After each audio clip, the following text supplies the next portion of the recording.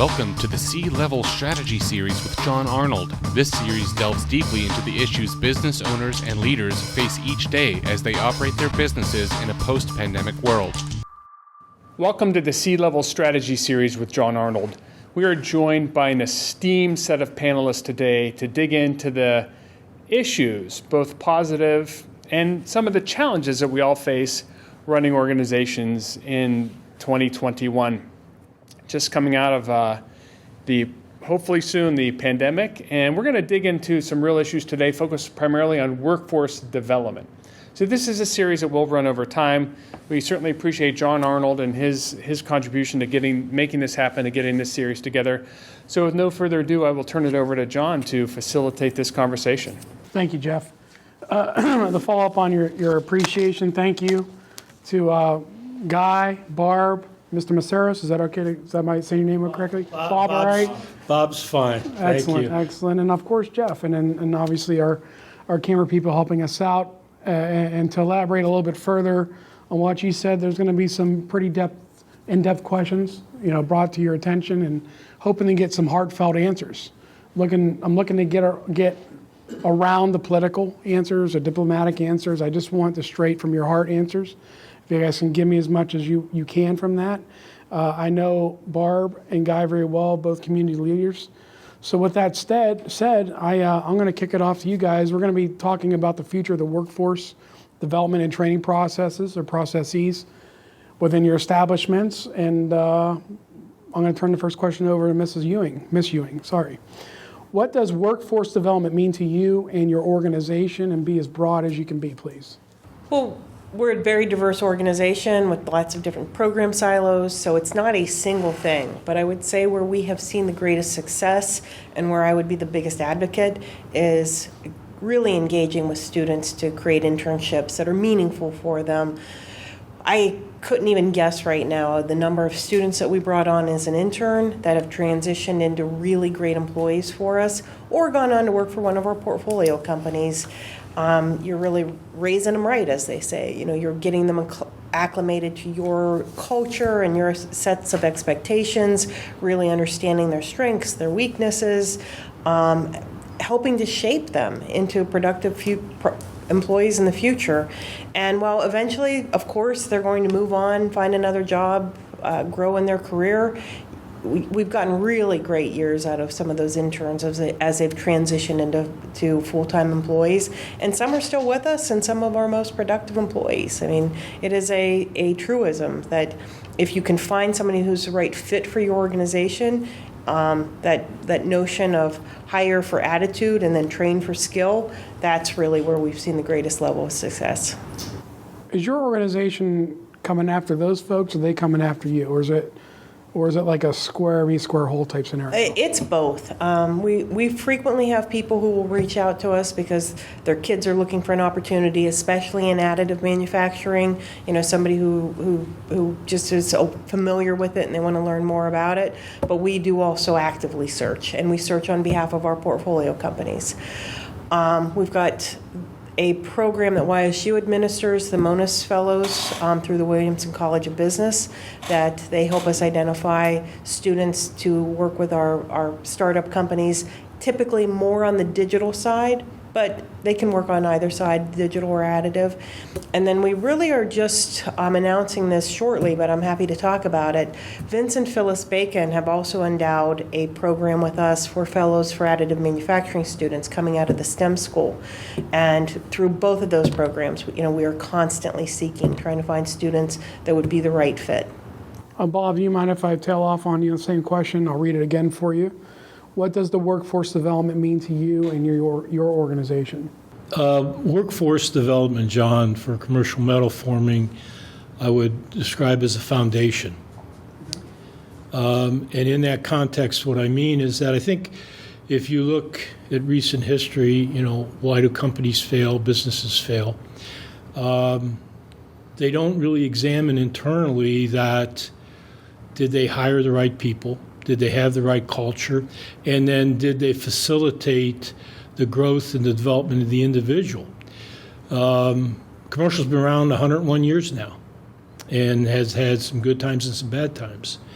But we are on a huge upswing from a growth standpoint over the last 5-6 years. We just invested another $3.5 million in the company. Why? It's not about becoming more capable. It's about we've developed the people and the skill sets and attracted talent that allows us to thrive. So the word foundation, what that means to us is that, just like with innovation, we look at people first. And the development of our people is the starting point for everything that we do. And I think that's where businesses lose their way. They lose sight of it's about the bottom line. Well, the bottom line's darn important, but you're not going to optimize the bottom line if you're not developing the talent that you have, because you invest in that talent. It's something that should be held near and dear to your heart. And that's where you get the payback eternally for reinvesting in your people. So I know we'll talk later about what could some of those things look like. But the number one thing for us in our culture is the development of our people. You're doing that both organically and inorganically? Yes. Yeah. Excellent. Do you mind if I build upon that? Please do. What time investment is required? So, when you think about training, is it a continuous effort, or are there literally blocks of mandatory training? Well, that's a great question, because one of my frustrations in some of these questions in preparing for this was, well, what failed or what aren't you doing? Mm-hmm.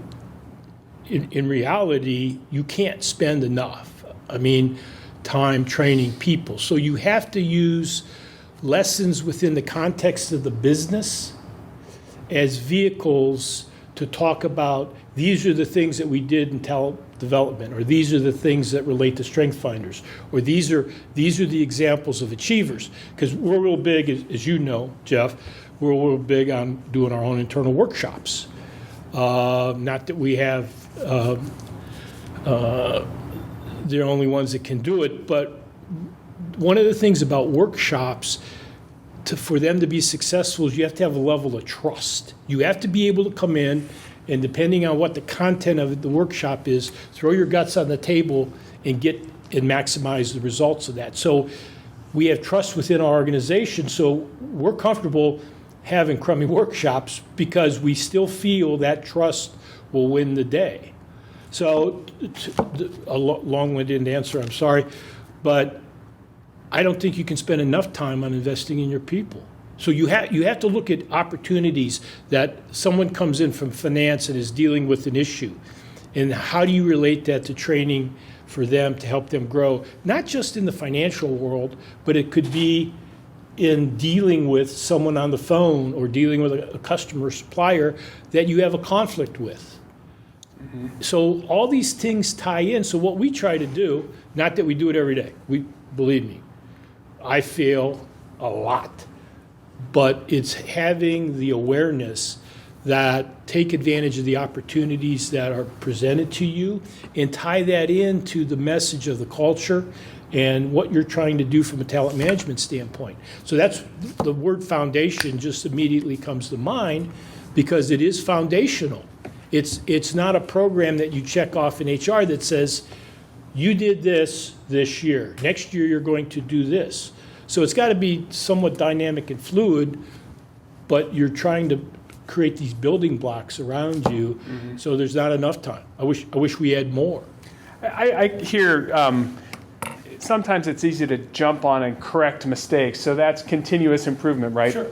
But that gets annoying too. So and that's something I'm trying to be cognizant of, right? Is if you see something, it's easy to find, I wouldn't have done it that way. I would, and maybe that's getting not with the spirit of this question, but no, I think it is, because what you can do when those things happen, because we don't, by the grace of God, we have no barriers really. I mean, people play in each other's areas, and we encourage that. We want that to be, because that's developing business people. We don't want to have great salespeople, great finance people, great engineering people, great technical people. We want to have great people. So why limit them? Mm-hmm. Expose them to many things.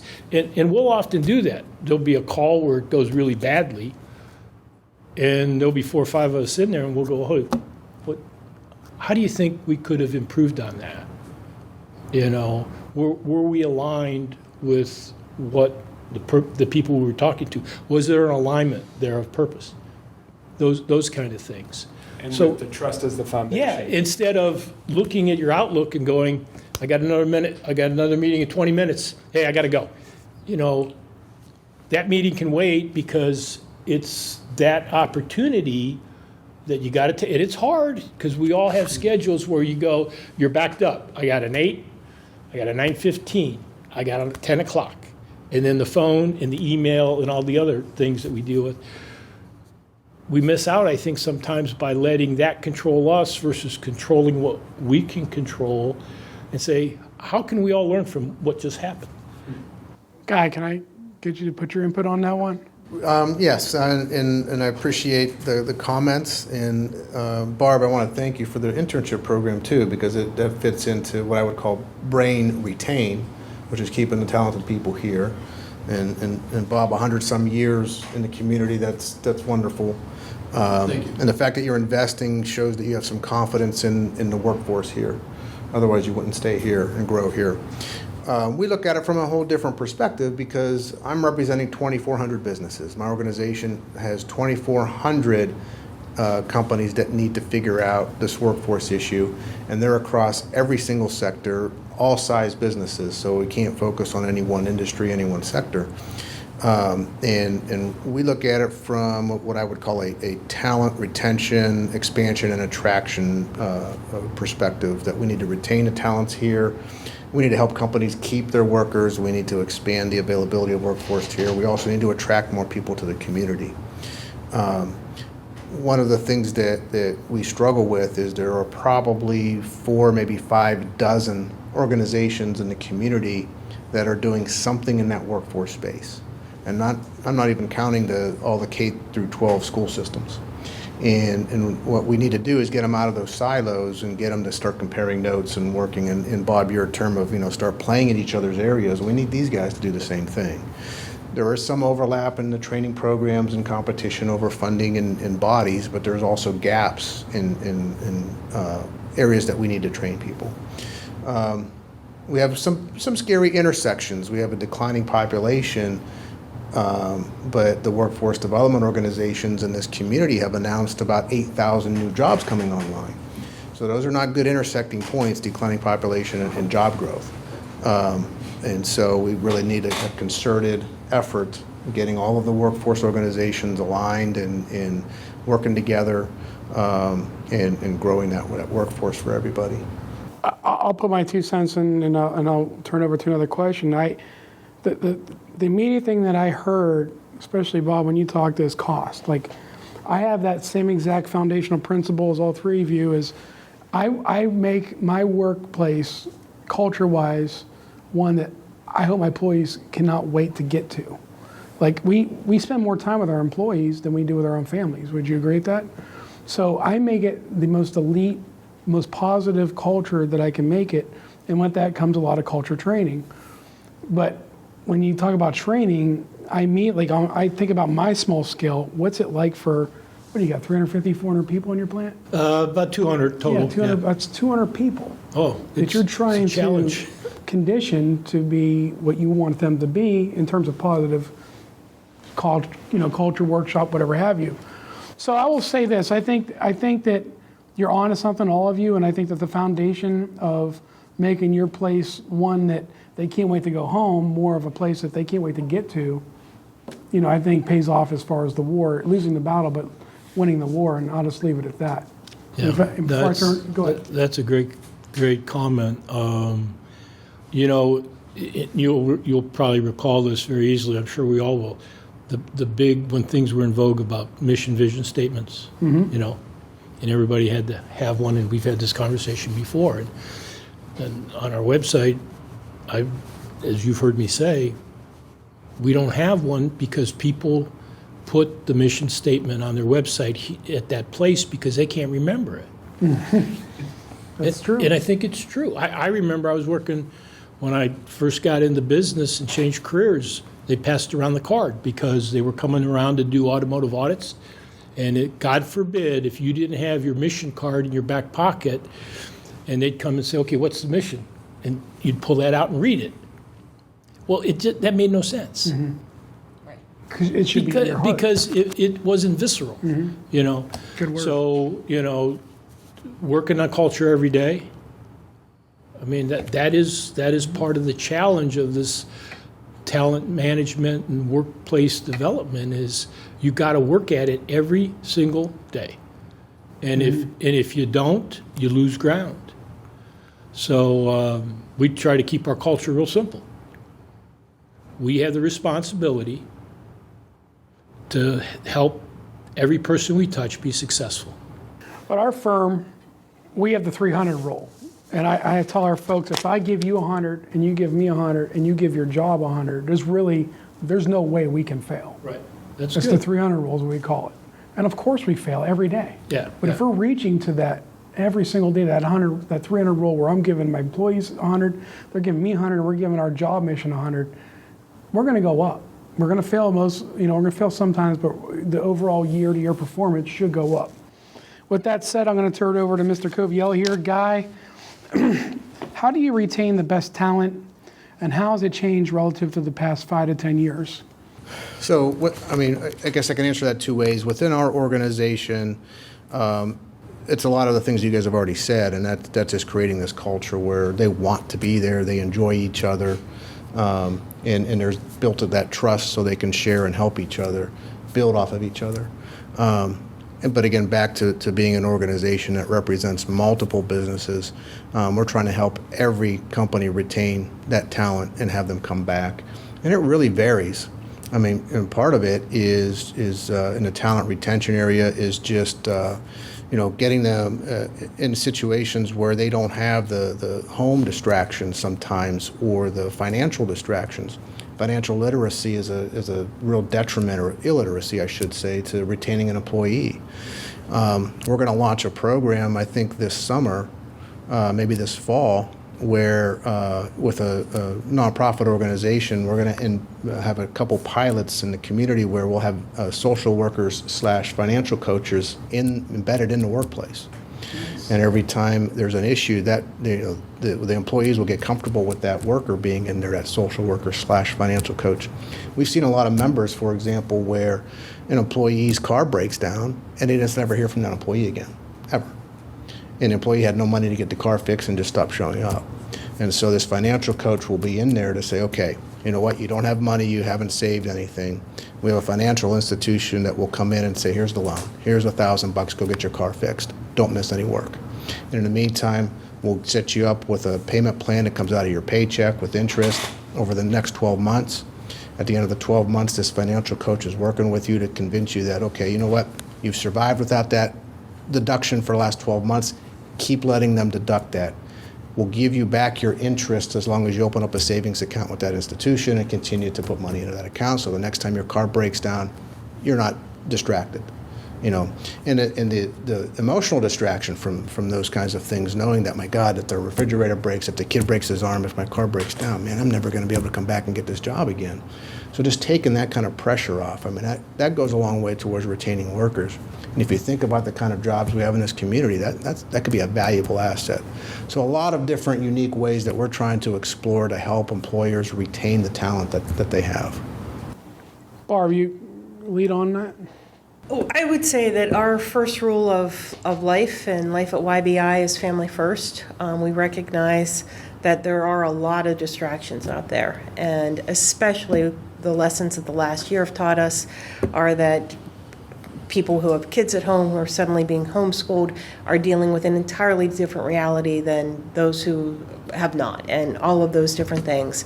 And we have to respect those challenges and all of the day-to-day issues that come up and allow people to have the space that they need in order to address that while still doing their job. And I don't think you can set different expectations for people. Everybody needs to have a high level of expectation. You feel better when you know that you're expected to achieve, but you also know that your employer has your back, and that if a family crisis comes up, you are given the leeway and the latitude to take the time that you need to address that.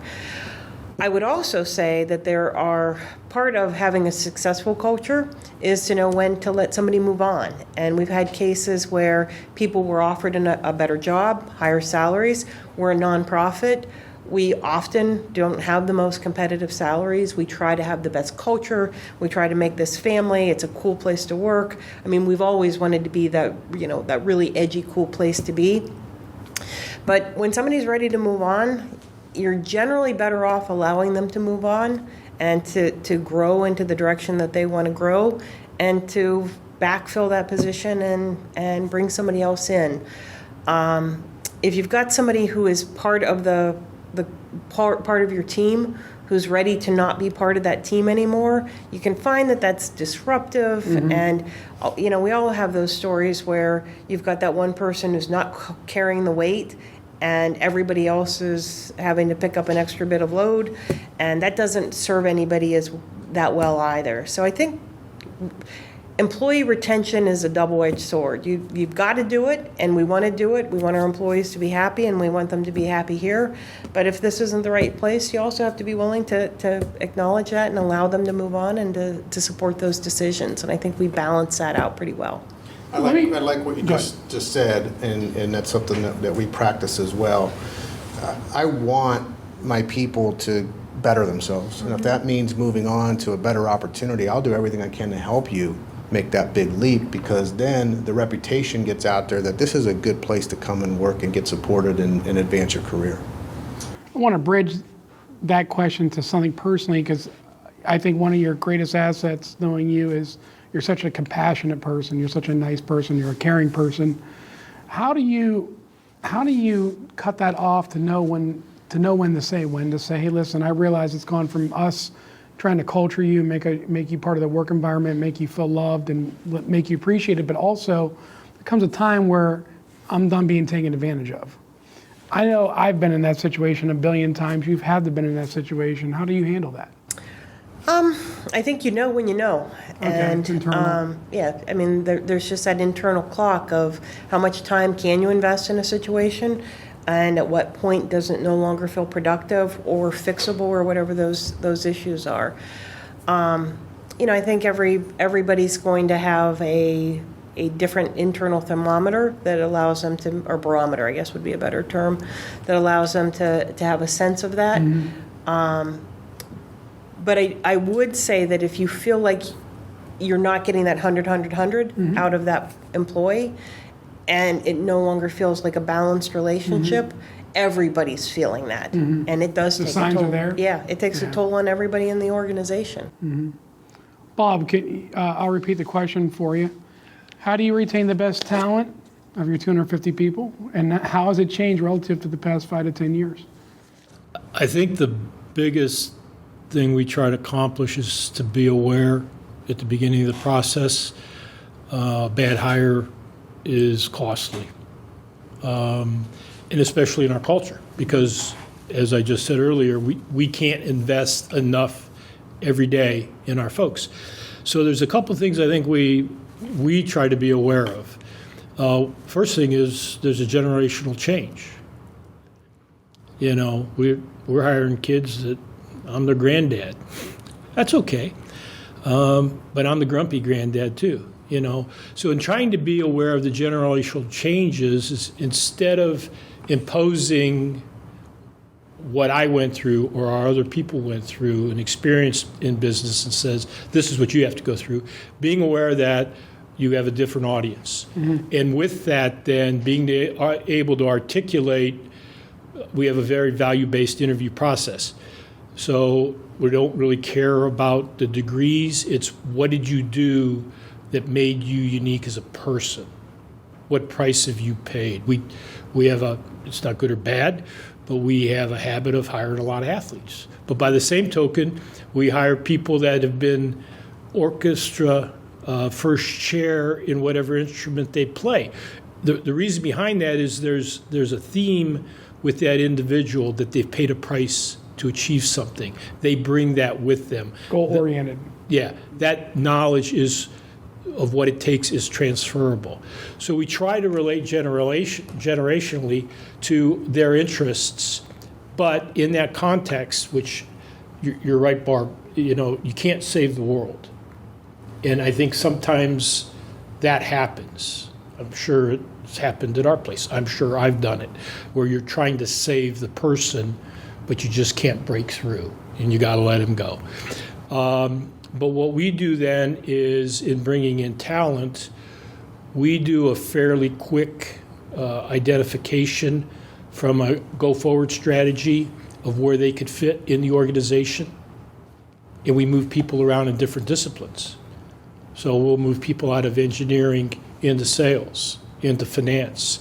One of our guinea pigs that survived that and has thrived is not too far from here at Juggerbot with Zach DiVincenzo. You know, he came in as an intern, worked through the engineering group, made him an innovation manager, was into the commercial end of our business with sales as well. And we knew the inevitable was going to come. And we celebrate those when they happen. And the reason why we celebrate them is that the kids that have left us, and I say that in an endearing way, the kids that have left us have all come to us 3-6 months in advance and sat down in tears sometimes and said, I need to go to this path. So I think part of our charter in life is, obviously we have to fixate on what's good for our people, what's good for the company, so the company continue to thrive. But I think we can be a place where kids can gain experiences at no other place in manufacturing. And then they can go and they can then cast their own shadow and have the same type of culture and impact on other people. Because at the end of the day, when we close our eyes, no one's going to say, what the hell is your EBITDA? They're going to say, who did you touch? Mm-hmm. So we try to keep about those things as we're hiring and be aware of the generational changes. And then, to Barb's point, make the tough decision when you need to. Because we're very clear on expectations. And we will have that tough conversation. We don't wait for annual review. I think that's such a hypocrisy with the old review systems, you know. We nip it right then and there. And it's not an ultimatum, it's a choice. You have to make the choice when we sit down and talk to a person. You have to make the choice, are you going to be aligned with our organizational purpose and philosophy or not? It's not good or bad, but you have to make a choice. So that's how we handle those things. So, John, I think a more serious question is, how's it going to change over the next 5 to 10 years? Because Bob alluded to valuing the person versus the skills, and you know the athlete or the orchestra member concept, where you learn all those things about leadership and trust and loyalty and responsibility. But as a result of COVID, over the next 5 to 10 years, you know, we're going to have a culture where more and more kids are into this remote learning, not having the opportunity to interact, to engage socially, to be in situations where they're part of a team. And so I'm looking out next 5 to 10 years and thinking, my gosh, how's that going to change our workforce? You think there's that much of a reset in our workforce? I'm worried about that reset in the educational system that then causes the reset in the workforce. Jeff, you got anything on that? I'm thinking about how do we attract people that love the craft and the company? Because you can work at a company and not love the craft, but love the company. Sure. And like I think of media and journalism, we tend to love the craft, right? We have journalists and who love the craft, and they apply that at the company. And so I'm always trying to, can you have people that love the craft? And if you have a craft lover, but they're not that great of a person internally, what do you do with them? You know what I mean? Like investments, it's a very analytical and can be kind of a tough market to thrive in. I'm probably a poster child of what you described. My internal being is more artsy and creativity. That's why I'm decent in marketing and medicine.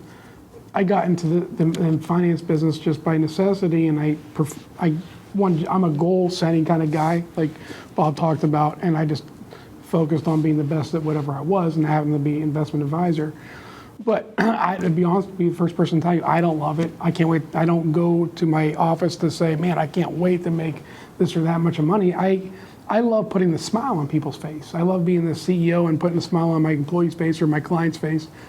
The job itself just doesn't turn me on that much. It's the leadership part of it that turns me on. So I think I fit into what you're talking about. Your passion is about making a difference in someone's life. The vehicle in the context that happens in is probably irrelevant, because whatever you would decide to do, your passion is going to drive you on how can I take these people, leave an imprint on them, help them be better than they were, and then they touch it. It then spreads. In the leadership series that we talked about, there's so many great stories in the area about leadership in this. So, I would venture to say everyone here in this group today, it's not making the sauce that we're all excited about.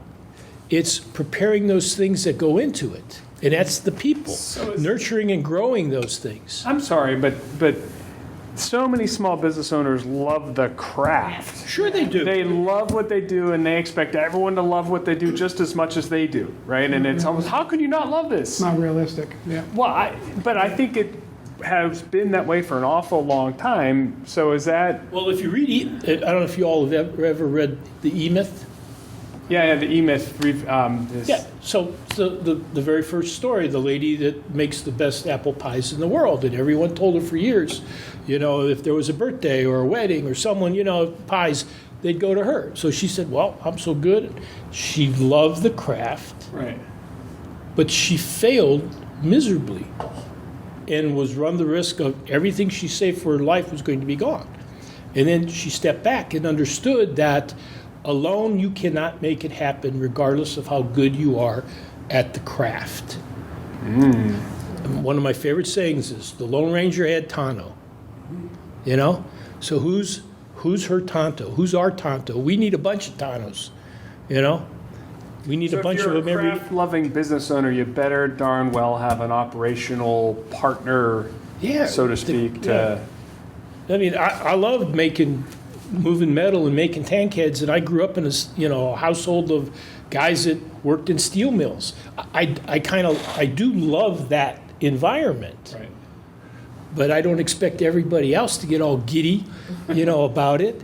So what's the purpose? Well, our purpose is to use this vehicle to help create value for other organizations and other people, and to support families in the Valley that with great paying jobs, with great benefits, that there's security there, that they know we're going to continue to put them first in our business decisions, and to help secure their future. We've got multiple second, third generation folks working for us now. One kid we brought in, really bright. His dad worked for us. His grandfather worked for us. His uncle worked for us. Kid could probably go on to any college in the country, didn't want to. Brought him in, put him on a press. 6 months. This is the early identification. This isn't just in the white collar. This is in the plant. We try to identify what else is that person capable of. Well, guess what? He just went through 2 months. He's now assistant MRO purchasing. And we've already had a conversation with him about, because I know his background from high school. He was really good in sciences. I said, what about taking some metallurgy classes? Because we need to have more knowledge internally. So that's another example. These early identification isn't just the guy that's got the college degree, the gal that's got the college degree. It's the folks that decided not to go to college, but there is a great future for you. And I think that's the challenge that every employer faces and every community faces right now. We have to get every player on the field. And if you've got an employer who's just stealing workers from another company and not really developing their own employees, then they are part of the problem, and they need to be identified as such. I think that this is a Kodak story. I used to tell it more often, and I've forgotten it. But believe that it is Kodak that had a system set up where everybody in their community knew that that was the job that you wanted. And they were going to, as soon as somebody had 5 years of experience working in a machine shop, they were going to get pilfered and disappear. The company actually set up a system where smaller employers were essentially created journey positions or created apprenticeship positions for kids to go through, or people to go through to learn the trade. And if they got all the way through a 5-year period of time working for the small manufacturer without any incidents and whatever those criteria were, it was a given that they were going to go on and get the job with the major manufacturer. That is truly a great example of a community collaboration where the company stepped in, recognized that they were creating a local tragedy for the other manufacturers in the region who just simply couldn't keep anybody in place, and got themselves a very skilled workforce out of it. We've got to figure out those same types of mechanisms where people are articulating up the system and getting more people through those doors, because that's where the gap is. I mean, there are definitely opportunities out there, but how do you expose people to them? How do you get that kid who could have gone to college to come in and find out what it's all about and where his or her place is in the universe? It doesn't happen by magic. I mean, you've got to work at it. When we do the interviewing, whether it's a white collar job or in the plants,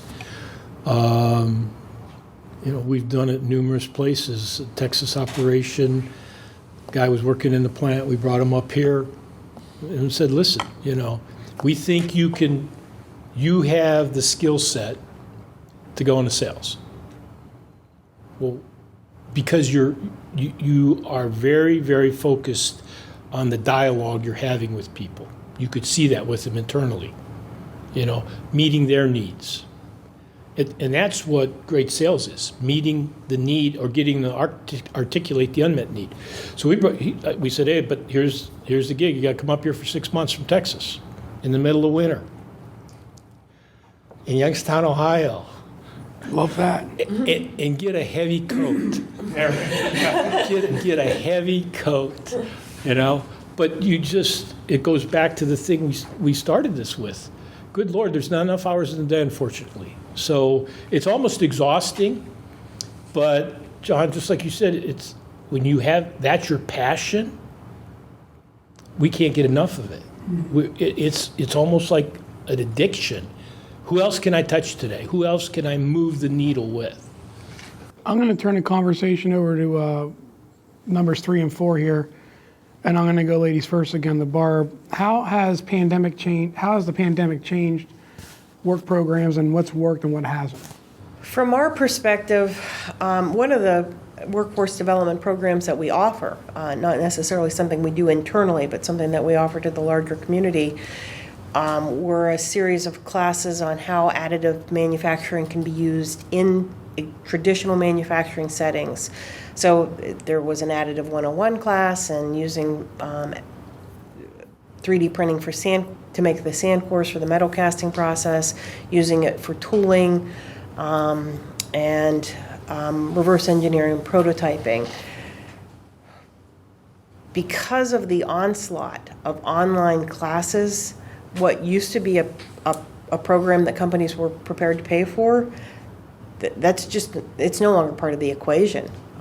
We've seen such a shift in the marketplace that something that previously had, a couple $100 value, it wasn't college tuition, but there was certainly a value associated with it, just is now available in so many different formats that we've had to shift that in order to even make it affordable to offer it. And I think that if you look at the plethora of online information that's out there today, if people want to be educated in a certain space, they can at least take a good run at it. Now, that's always been true on the digital side.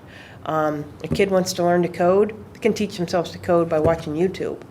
I think you're starting to see that in a lot of other industries. You still have to have the hands-on experience, but you can get a pretty good up close and personal to a lot of different things that just simply wasn't available before, because people have been forced to put curriculum online that they wouldn't have otherwise offered that way. Yeah. When I read this question, I think of you immediately in the chamber. How has the pandemic changed programs? What's worked and what has not worked? Well, certainly on the public policy side, some of the federal decisions as a result of the pandemic is not helping the workforce issue. Paying people to not work is causing a strain on employers. You almost have a situation where employers are competing against the government to get a worker.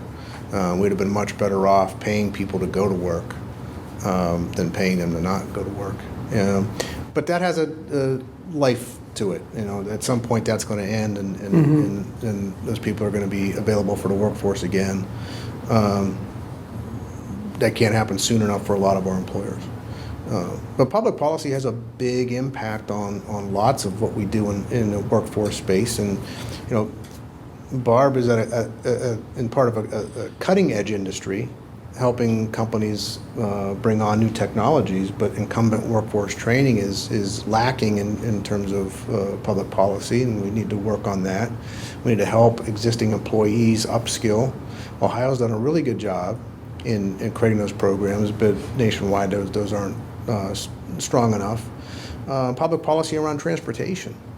This community has pockets, neighborhoods, whole neighborhoods that they're cut off from access to jobs, access to training. And so there's work that we need to do on the public policy side. In being a border community, it's very difficult to get public transportation to cross a state line and help get people to jobs and people to training. But we work on all those things, and we do see a good future for this community. Post-pandemic, a great opportunity that we're sitting on is relocating remote workers. This is an ideal place for lots and lots of people who now all of a sudden don't have to go to the office anymore, can work from anywhere in the country. So if you're in a major city and you don't want the congestion, you don't want to be close to people given the pandemic world, or you don't want to deal with the high taxes or high cost of living. If you're in California, you don't want to deal with the wildfires and the earthquakes. This is an ideal place to come locate. And even though they might not directly contribute to that workforce, they're going to probably bring a spouse. They're probably going to bring kids. And indirectly, that's a workforce solution for us. Bob, you care to elaborate on that at all? Well, it was a challenge, definitely.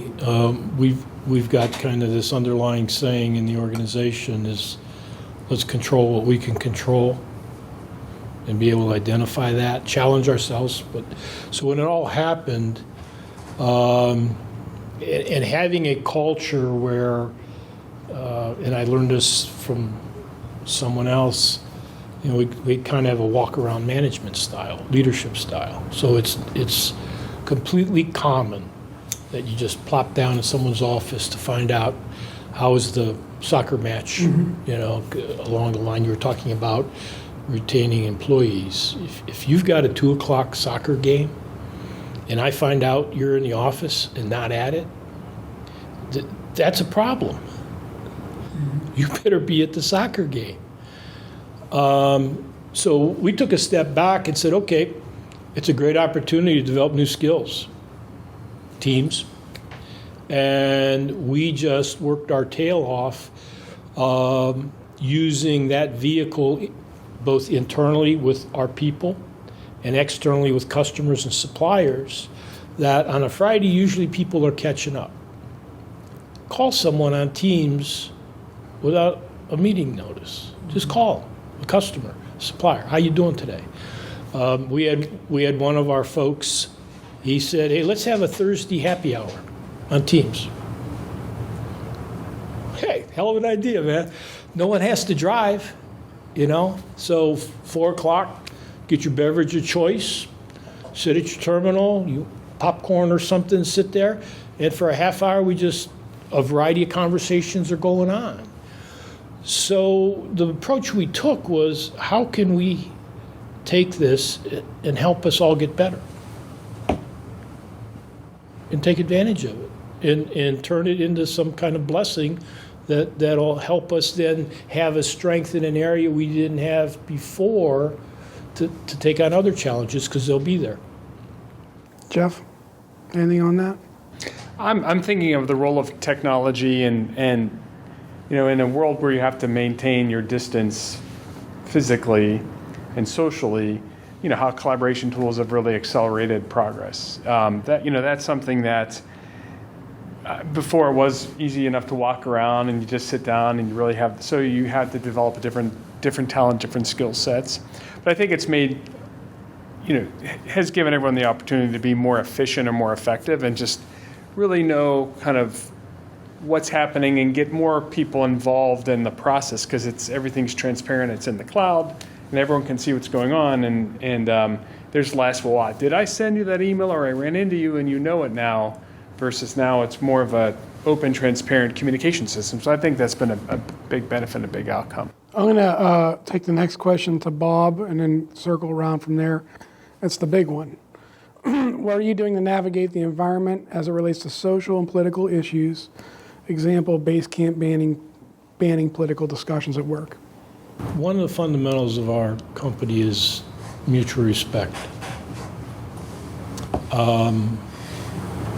I don't think we avoid those conversations. People feel comfortable to express their personal opinions on whether it's political or religious beliefs, things like that. The undertone of our company, going back to the culture, is we don't have to agree with each other. Let's respect each other and not make it about me, John, and you, me and you, John. So don't personalize things. It's just if people have that point of view, they have that point of view. Doesn't mean you have to agree. And then I think there are certain things that you have to be just cautious of. Is that appropriate for us to discussing in this environment? It can be a really slippery slope for businesses. You know, the most recent thing with vaccines, mandates. I mentioned earlier we just moved in our new office complex on Monday. And there's things that are personal between you, your spouse, your family, and I think that's one of those areas. And I think some of these topics are those areas that is it really appropriate to have some of those conversations in the business forum, because it could go bad really, really quick. So we just always remind people, be respectful, and that if someone doesn't agree with you, that's okay. I agree with that. We've lost sight of that, but yeah, I agree with that. We've had this conversation, Jeff and I, you know, what's really, really missing today. I mean, I go back to the area I grew up in, Elyria, Ohio, very similar to Youngstown. You were taught respect, and it's little things like. Go through the drive-thru, get a cup of coffee in the morning, gal gives it to you. Thank you. Right. And I'll stop and I'll make eye contact and I'll go, and you say you're welcome. So it's those little things that we let erode away because we blow it off. It's not a big deal, and it isn't a big in the grand scheme. But it's those little foundational things that make a difference in our lives, that help respect, grow, and thrive. I disagree at that point. I don't think they're little things, and I do think they are big, and I think they are grand. My football coach used to say, "You take care of the little things, and the big things take care of themselves." That's exactly right. And so at our firm, you know, it is mandatory that when somebody comes into our firm, you stand up, you greet them. How may I help you, sir, ma'am? Good morning, whatever it is. Offer them a cup of coffee or water or beverage of choice. Make sure they're okay. Ask how their day is going, and then you get back to your seat and go on with your business. Same thing when you answer the phone. It's not a sigh. It's not a, how can I help you? It's right. Good morning, good afternoon. How may I help you, sir, ma'am, etc. And those are the little things, and that's part of the culture we're building. Just like you held the door for me when I was walking in. Exactly. How many people, they go, you know, no. it made a difference. It makes an immediate impression. Well, that guy's a gentleman. No, and then I would be disrespecting my parents who raised me to do that. Like it's innate in me. It's spontaneous to be just good mannered to your fellow human being. And I guess my point is I think more leaders such as yourself and the other three here, it's a constant. It takes a village. You know, that's a politician I don't support. She said that, and I believe in that. It takes a village to raise a baby. Everybody's has to be all in, and that's the same as when it comes down to that culture at my work where everybody's giving 100. I'm going to talk about so I can tell you I have very conservative views, and a lot of the ladies that work with me, they do not. But I focus on what makes them great. And one particular lady is she believes in one activist movement that I totally disagree with, but she's an amazing human being. If my daughter grows out to be, or my daughters grows out to be the same kind of being she is, I would have succeeded as a father. So I focus on what she's doing at work and what a great human being is versus what her personal views are, because like you talked about, we are allowed to have our personal views. That's what makes us Americans. That's what makes us great. That's what makes us unique. That's what makes us creative. So with that said, Barb, we're going to come back to you in a second. Guy, would you kind of round that off for us and tell me your feelings on that from the heart? Well, I'm in a workplace where public policy is part of what we do, so we can't go through a day without talking about that. But I go back to Barb's barometer, and it's just knowing when is that discussion, or when do you feel that discussion is getting to a point that, okay, now it's too emotional, or now it's not productive, and you just have to end it. But I do want to foster the open thought. And we have to, because that's the nature of our business is public policy for our companies. Are you saying that you openly discuss sensitive political issues at the chamber? We openly discuss issues that matter to businesses, and so those will sometimes get personal and sensitive. Sure. Ever get heated? I think we have a good barometer. I mean, that's good. That's good to hear. Because it can in a hurry. It can, but I don't think that we've ever had that. I've never had to put the foot down, and I don't know that anybody's ever had to do that. I think we all are sensitive enough and respect each other enough that we've been fortunate so far. Barb? On the political side, I think we more or less, I wouldn't say that we avoid discussion of politics. It's just, it hasn't been an issue here. But on the social side, I would say that I hope that we have really leaned into some of the social change that we're seeing at both the national level and at the local level. We are a very diverse workforce. Housing the Minority Business Assistance Center really caused us to look internal to ourselves and try to understand not only who we are as an organization, but what is our role in the community. And we are not where I want us to be. I am not where I want to be personally, but I think we are a very different organization today than we were 10 years ago. I think that's probably true for all organizations, but I hope it's especially true for us. Really are trying to understand what we can do to be a force for good in terms of helping to build an economy that is more integrated and diversified. We're looking right now as we write our next strategic plan at what other roles are there in the community that need to be filled and how can we play those roles respectfully. Because I do think a big part of this ongoing discussion and the community need is that we need to be a part of a solution and not trying to mandate solutions or do top-down kinds of things.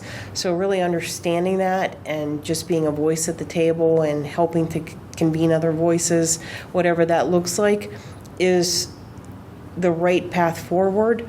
But this is difficult stuff, and it's hard to, you talk to 10 different people and you're going to get 20 different opinions on any subject, and this is particularly true. I hope that 10 years from now we look even more different than we do, looking back a decade. I hope that we don't shy away from this. 3 years ago, we had an opportunity to take our staff to the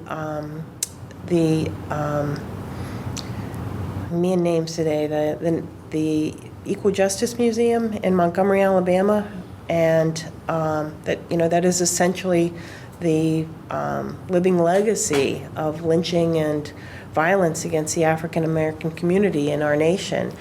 And it was often very uncomfortable. Of course it was very uncomfortable. And we're in, the state of Alabama that has so far, really officially not, they still have not passed legislation that officially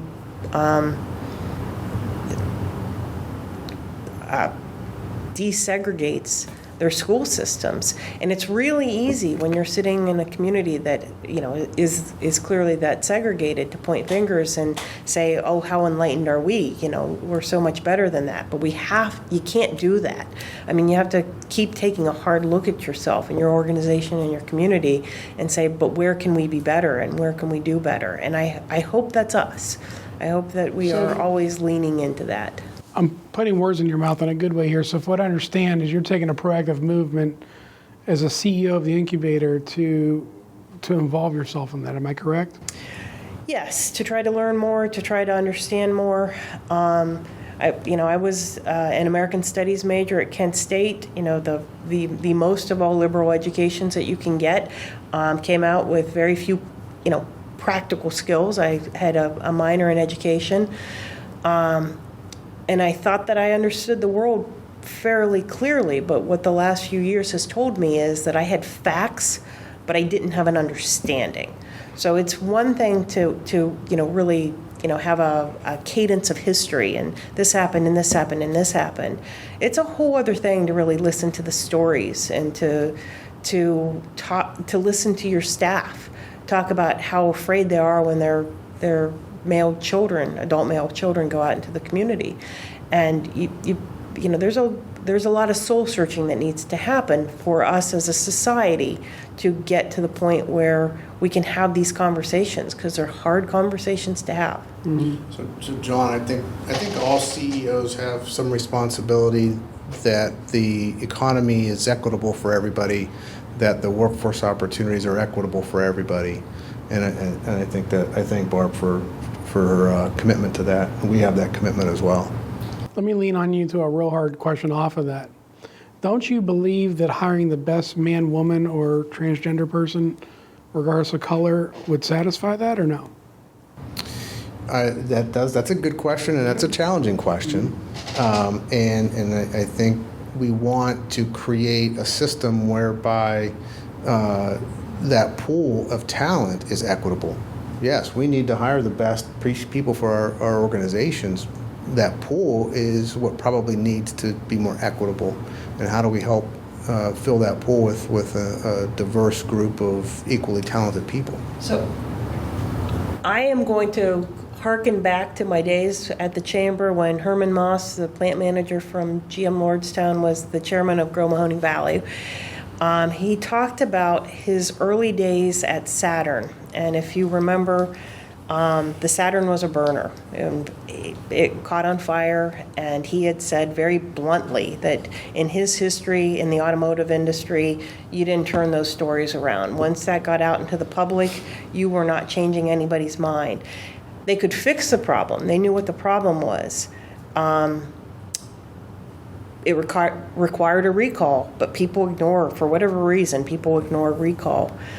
So they brought together a very diverse team. It was not a typical GM team of white male engineers. No disrespect to white male engineers, but they brought together a truly diverse group of people to come up with a solution of how to get the owners of these cars to bring them back for the recall. And this diverse team came up with the idea of giving a $100 rebate a $100 gift card to Walmart, and they would actually, when you brought the car in, they'd take you to Walmart, you go shopping, and then they'd come back and pick you up when the car was done. He said that a non-diverse team never would have came up with that solution, but because of that solution, they were able to fix the problem and get past that for the Saturn. So is that best person necessarily the best person for the organization, or is having a diverse workforce that can see the world slightly different better for the organization? You're never going to come up with an apples to apples comparison there. I think you have to look at the big picture, and again, it's always going to be that internal barometer, but I don't think it's as simple as saying, you've got this degree and this degree and this degree, so therefore you're the better person. And everybody does bring unique strengths, whether they're the athlete or the first chair in the clarinet section, they have a story to tell. But that suggests there's more to it than that, because, and this is very similar to conversations we have about a lot of things internally, and everybody, I'll get ready to say something, they go, here it comes, it's his favorite saying. I said, why do we have to pick? Why is it an either or? You've just stated, it's an either or. When can we find the optimum way of making the best choice? Because I think when you start going, it's either this or that, it's limiting. I always say, put an and in there. I mean, whether it's dealing with an employee issue, dealing with a customer issue, a supplier issue, dealing with a production issue, a piece of equipment goes down, put the and in the middle and figure out how to satisfy both things. Because I think we can. We're brilliant. We're brilliant. Good Lord gave us so much capability, we're not using it all. So I think one of the potential answers to this is that how do we put the and in the middle? Why make the sucker's bet in having to make a choice? How can you satisfy both things and we come out much further ahead and all of us much better for it? I'm wondering, what do you say to companies who are fine with half of the total addressable market? There are a lot of companies that probably can thrive by catering to only half the market. And if business is an agent of change, and they only want to change half the market, how do you just let them do that? I mean, I think this. Can you describe, what do you mean by half the market? If we're talking political, right? Well, I'm only going to cater to people straight. of this belief system. So yeah, we have a total U.S. We're fairly divided, right? Half and half. And a lot of companies are like, well, screw the other half. I'm going with this half. And they just drill in, and you can make a lot of money focused on half the market. And should everyone feel incumbent upon all or what do you say to those who just drill in and they're changing and catering to just a smaller base, but they're wildly successful in that small base? Can I interrupt real quick? I can honestly tell you, I think you could definitely chime in on this. I don't know if one business owner or CEO or executive staff that chimes in on just a certain sector, whether it be all women or all, white males. I firmly believe in 2021 now that I just want the best employee I can get. I don't care who shows up. If they're an alien and they're purple and they have yellow eyes, if they can do the job to the best of the ability, they're going to get whatever the fair compensation is and the job. And I think there's this desire to do that anyways from my circle. Maybe I could be naive. I'm sure I would feel naive down in Alabama, where you talked about. But the circle that I run around, I can honestly say, which are a lot of business owners, executives, I've never heard anybody say, I'm going to just hire these group of 39-year-old white males. I've never heard that. That's the truth. You're talking more on the market side, right? Yeah, I'm talking really the commercial side of the business. Yeah. So, all of the discussions over cancel culture and all of those very difficult conversations, and I wish I had a magic wand to fix those kinds of things. I think Bob spoke wisdom earlier when he said focus on the things that you can change, and I mean, that's really what you can do. And I don't know that, in the long run, I don't know that focusing on a specific market is a solid long-term strategy, enduring strategy. yeah, for any particular company. But there are only so many brick walls that I'm willing to bash my head into. So, Along that line, it's a not to get off on a tangent, but it's really a different question in the context of what we're talking about, and that is, how have our roles changed? I mean, if we think back on what our dads did or our grandfathers did or business leaders that we knew as kids, did they really struggle with the things that we're struggling with? Because the biggest variable is we're fixated on your passion, John, is people. And we're all imperfect.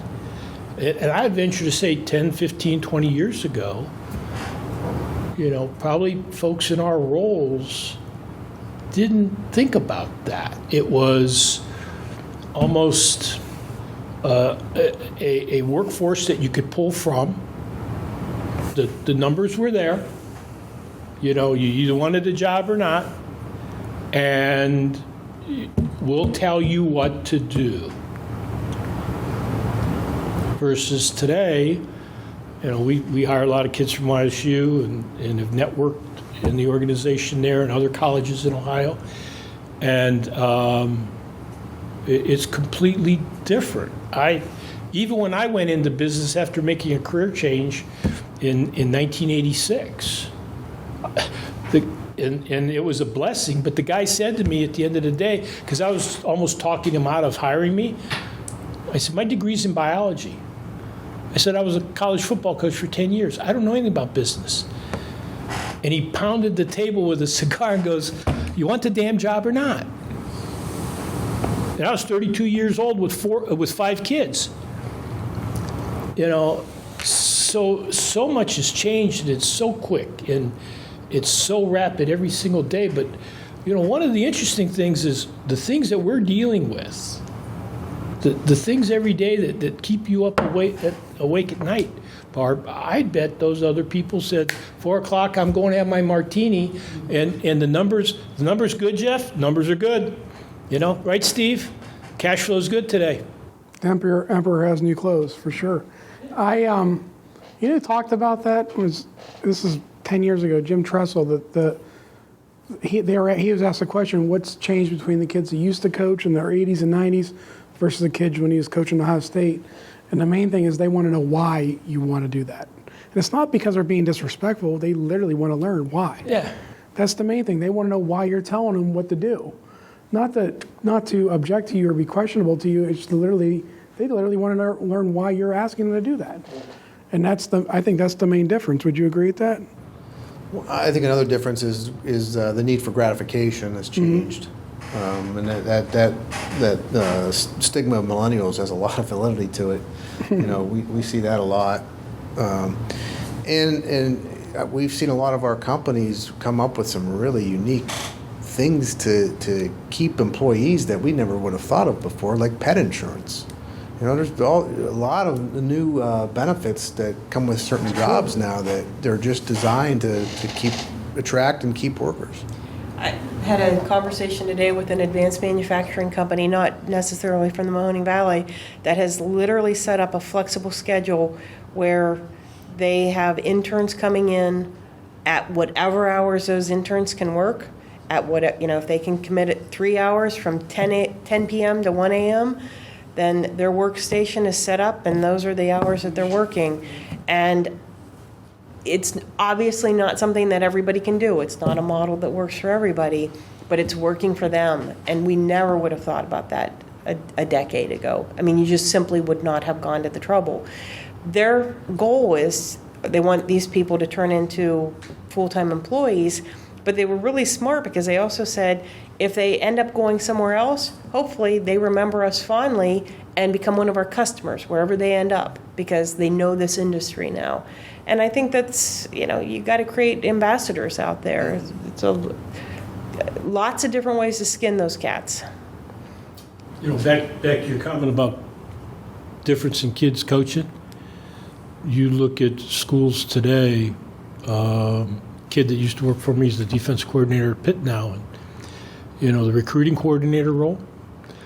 They're going and getting kids out of communications departments and media that know how to talk and how to touch kids with cell phones and tweets and the whole 9 yards. Where, when Trust and I worked together for a year and a half at Miami. A handwritten note. We thought that was. Well, that was, you actually wrote a handwritten note, There was not a time I visited a high school where I didn't leave a handwritten note for the high school coach. And not people didn't do that. So I thought, man, I'm really cutting edge. But it's just changed, and it's so fast. I mean, I've got 6 grandkids, and I just shudder to imagine, fast forward 20 years, challenges are they going to deal with? I think it would not be a good time to pivot on like an elevator pitch of, when I say elevator pitch, I mean time, just a quick snapshot of your position and what you do with your companies. Be a good break-in point here. Well, Bob Massaris, Commercial Metal Farming, I'm the CEO. As Jeff knows, I'd like to say I'm the biggest mistake maker. Okay. But Put that on your card. Yeah, I should. Well, I've always, I hate having titles on cards because people treat you different just because of that. Mm-hmm. So give me a chance to earn your respect. Mm-hmm. But I think if I would, as I mentioned earlier, when you close your eyes, did you touch everybody that you could? Because at the end of the day, that's what it's going to be. Sure. Guy Coviello, President and CEO of the Youngstown Warren Regional Chamber. I tell my staff all the time, we exist to help employers be more successful, period. And I'm Barb Ewing, CEO of the Youngstown Business Incubator. My predecessor was a chief evangelist, and I don't really see myself as much of an evangelist. If I were going to redefine my role, I would say that I was the chief imagination officer. What else can we be doing? What other roles can we be playing? How can we find other ways to strengthen the local economy, other ways to benefit our community, our companies? And I hope I'm never in a box. I always want to be looking for ways to shake things up a bit. I'm John Arnold. I'm the Chief Executive Officer of the General Wealth Management Company, which is a full-service investment advisory firm, and I'm also into to kind of ride your coattails and to being a leader and a culture maker and being a difference maker in the Valley. Jeff? We're here to promote the growth of business, industry, and quality of life in the 5-county region by providing news, strategies, and resources to a high-impact audience. Geez, you practiced that a couple of Service times. doesn't have. Yeah, right. That is on the website. Steve, you can put the cue card down. Yeah, thank you, Steve. We've gone very small now. I'm just kidding. Go ahead. Right. No, but I think the mission statement, it literally, at the end of the day, it's the ultimate filter, right? And some have it memorized, some it's published, but that's really, every decision can be made by, filtering against that mission statement.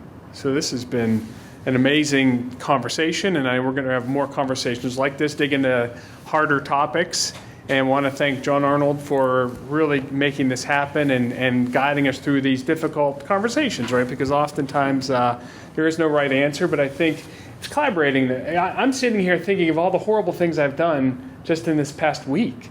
When I listen to people like Bob and Barb and Guy and John, More than you have. but it's a good wake-up call, and hopefully the audience finds this instructive, and any feedback they have is fantastic. I'll end with saying thank you very much for taking the time. Guy, I know how busy you are. Barb, Bob, Jeff, thank you so much for taking the time. I think you're an asset to this valley and this community, and we're honored to have you. And with that said, if you'd like to close out with a couple things, the floor is yours. We've been here for about an hour and 15 minutes, and I think we have a lot of good content. I would just say thank you. Did a great job facilitating, and Guy and Barb, thanks, because it's been a learning experience listening to you both. and you cannot ever pass up an opportunity to learn. So thank you. That's true. Thanks, Jeff. Good job. Thanks for coming. Yep. The only thing I would say, back to I think the toughest question of the day maybe was about the politics. You just have to be good at separating politics from policy and focus those discussions on policy and then leave the politics at the door. Barb, you have anything to add before we close out? It's good to have these kind of discussions and really cause yourself to think through, again, who you are and what you stand for, and are you walking the walk and making meaningful change. And I appreciate the conversation very much, because it's caused me to rethink some of the things that we need to be doing in terms of improving our employees, not, the Environment? the overall environment and how we're helping them grow. Jeff, you got anything, or you're out? I did my talk already. Excellent. Great job, guys. Thank you for your time. Thank you. Appreciate it. Thanks for watching the video. Be sure to like, subscribe, and hit that little bell for notifications. And also make sure to connect with us on Twitter, Facebook, and LinkedIn. For all of your business news, visit businessjournaldaily.com. For all of your arts and entertainment news, go to afterhoursyoungstown.com.